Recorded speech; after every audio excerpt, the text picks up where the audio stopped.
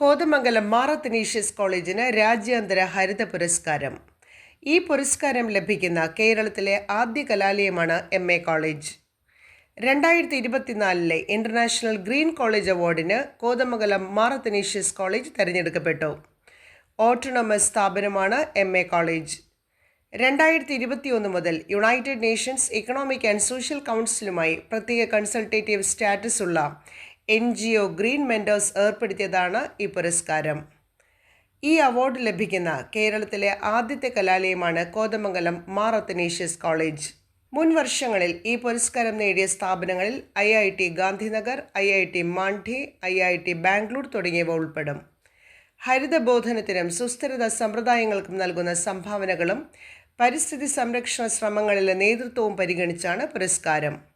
യുനെസ്കോയുടെ ഗ്രീനിംഗ് എഡ്യൂക്കേഷൻ പങ്കാളിത്ത പരിപാടിയുടെ ലക്ഷ്യങ്ങളോട് ചേർന്ന് പോകുന്നതാണ് സ്ഥാപനത്തിൻ്റെ പ്രവർത്തനങ്ങളും സമഗ്ര സമീപനവും എന്ന് അവാർഡ് ജൂറി നിരീക്ഷിച്ചു.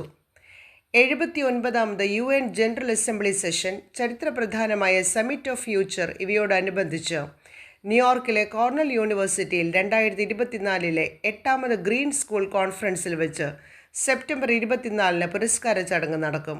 സുസ്ഥിര പഠന അന്തരീക്ഷം പരിപോഷിപ്പിക്കുന്നതിൽ കോളേജിൻ്റെ അർപ്പണബോധത്തിനുള്ള അംഗീകാരമാണ് ഈ പുരസ്കാരമെന്ന് Mar Athanasius college association secretary doctor Vinny Varghese അഭിപ്രായപ്പെട്ടു.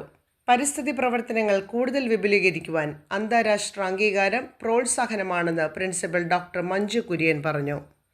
News desk, കൊച്ചിവട്ടം.